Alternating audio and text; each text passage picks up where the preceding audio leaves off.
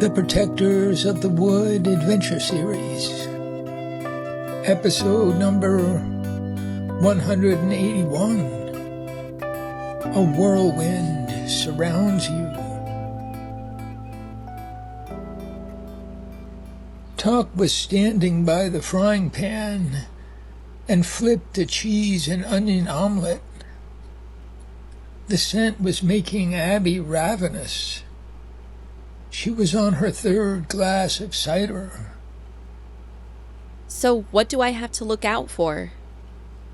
How do all these problems stand? Chi-Chi told me some of it. Is the bishop staying here? The election is sort of on hold, right? That's one way of putting it. He's keeping his cards close to his vest, saying very little in public. But he has announced that no winner will be declared until his investigation is complete. There is a tremendous pressure to go public with the details of what Bishop Beckett calls irregularities, but he's saying nothing so far. But surely some information has leaked, at least to you? Tuck served Abby the omelet with toast and set out more sliced cheese and apple butter. She nibbled a small forkful and found it too hot. Abby, I've had some time to think and look at this entire, almost unbelievable situation. You may not have any idea, but you've become famous in this part of the world. You're going to have to accept the consequences. That's ridiculous. I've done nothing except get in trouble. Maybe I'm famous as a jinx, a creator of problems. That's why I'm surprised the church even lets me stay here. Or Rose and Rob want me at the preschool. Yes, you do draw a lot of attention. A whirlwind surrounds you. But most people don't blame you, and I agree with them. What actually happens is that you draw very severe and scary problems to the surface where people can see them. You don't start the problem. You don't make any money off of it. You're not bothering anyone. You try to quietly serve the people in small ways. But everything erupts around you. But what am I then? What am I supposed to be doing? Wendy wants me to just act normal. What, you? You're a mystery. And I completely agree with Wendy. You should make every effort to return to normal.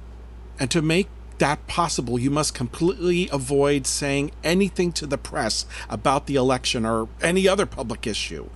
You know, social media is out of control and you're all over it. Don't feed that fire. Stay out of it. And don't let your friends quote you. Yes, I know you'll have to submit to an interview or two just to calm things down, but you'll have to think carefully about what to say and stick to it. Basically, you want to say as little as possible. Tuck turned away from cleaning the frying pan and sat at the table, forcing Abby to meet his eyes. It's clear to me that you've become a sort of hero to part of the public, and to another part, well, a sort of, demon? Abby scowled, refusing to speak. And you're well aware of this already. We have to cope with it. Ugh, but I have no idea what to do about it. I don't even know why it's happening. Wendy's advice seems perfectly good to me. Let's start with that as an overall plan. And as to why it's happening, let's put that question off for a better time. It's too complicated now.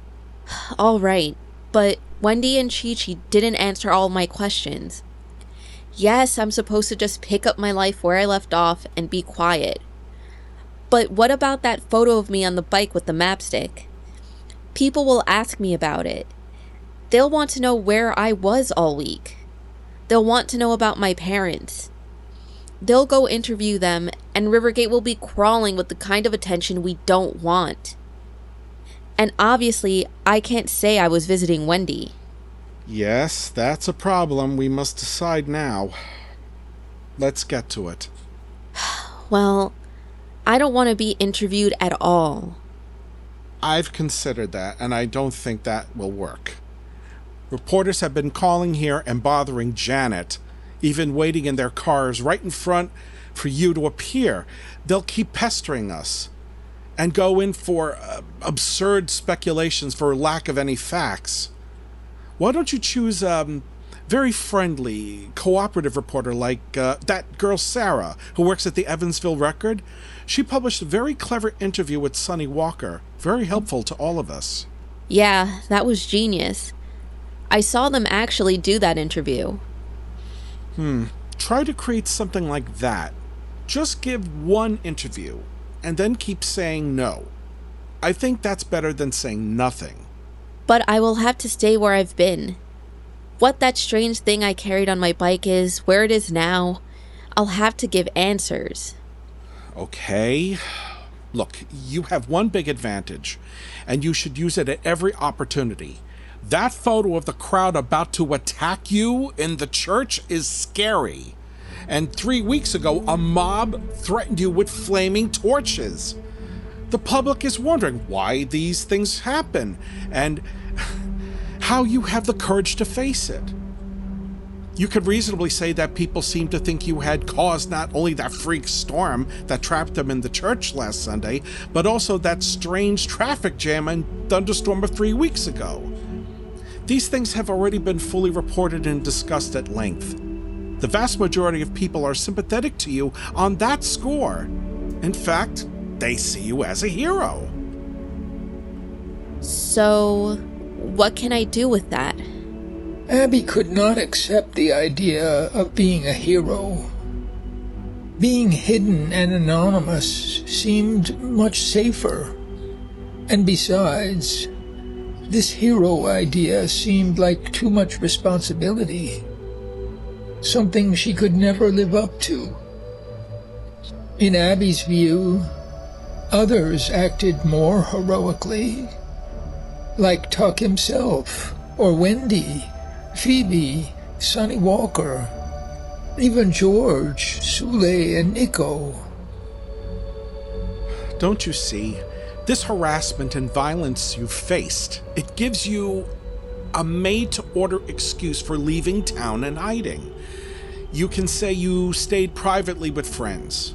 Naturally, you don't want to name them, because they would be bothered, and of course you'll want to preserve those friendships. People will understand that you might need a safe haven again. Why should you expose your friends to trouble?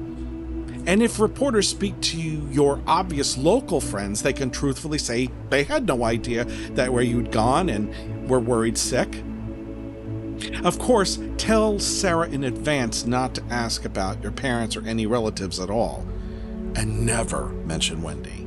That would be a big mistake. She also has a reputation in this town. That's good. I'll do it. And the mapstick? Just say it's a carved walking stick that you are attached to for sentimental reasons. You were afraid that mob might break into your cottage, so you took it with you. And where is it now? Oh, of course you don't want to say.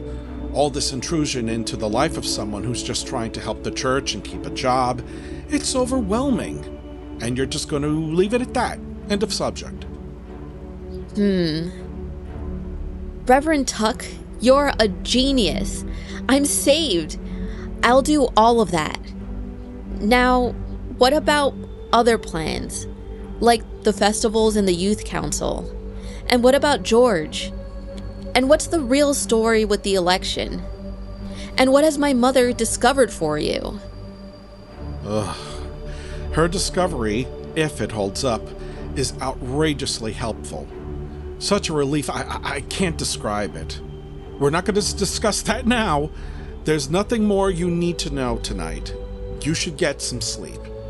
Except, we do have one worry, and maybe you can help. George has disappeared. His parents are frantic, and there's been news coverage about him. If you know anything, I would greatly appreciate being informed and relieving his parents' anxiety. Abby looked down and shook her head. No. I'm really sorry to hear that. I know nothing at all. I understand. But you may have opportunities now to find out, and please let me know. The police will be looking for him soon, if they haven't started already. And one more thing. The watchers across the street, those strange people following you and photographing the churchyard, have all disappeared. There were photos of them in 3 newspapers. Your friends have devised a very effective deterrent to that problem. Marvelous for both of us. You can be free to visit friends, move around without fear. Oh, fantastic. Sule and Nico, I love you. Now get some sleep. Rest up. Be normal. We'll talk tomorrow. Abby grabbed her backpack and was out the door, walking over to the cottage and feeling free as a bird.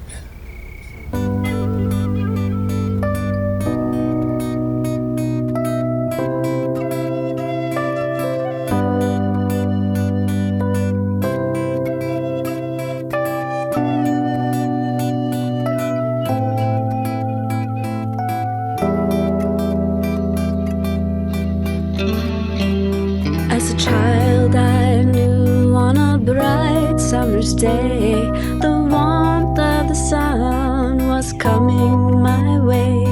The heat on the sidewalk felt ever so good. I knew that I would do all that I could. The years passed by in a blink of an eye. The moon goes racing across the dark sky. All I have left is the best I can do. It'll take all we've got to carry us through. That bright summer's day will live on always. The great wide world and the powers that be carry us over the raging sea. The end of the line is here on a dime. The universe lives in a moment of time. All things journey the long winding way. Everything we do matters today. That bright summer's day will live on always. The great wide world and the powers that be carry us over the raging sea.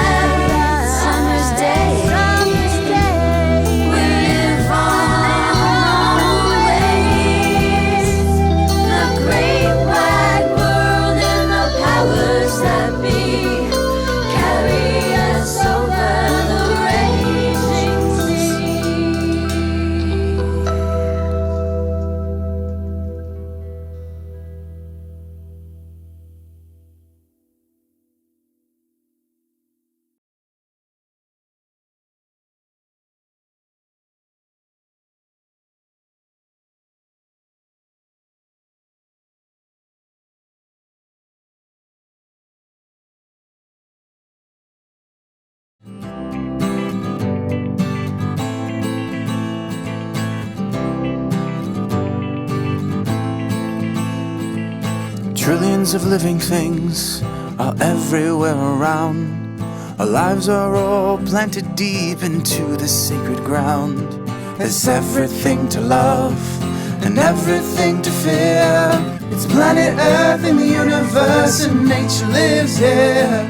It's planet Earth in the universe and nature lives here. It's planet Earth in the universe and nature lives here.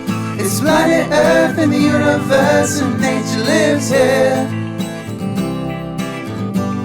And nature lives here.